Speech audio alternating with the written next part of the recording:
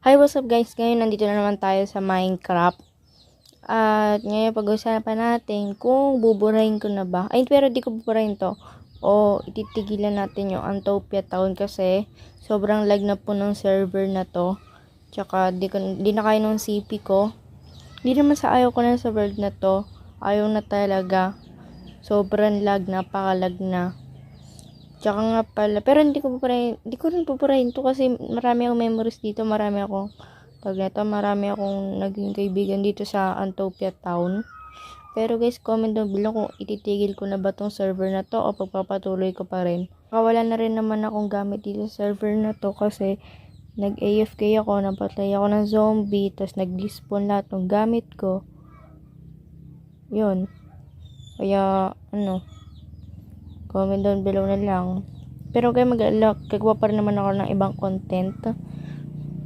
Okay, paggawa ko ng new world o kung ano-ano lang.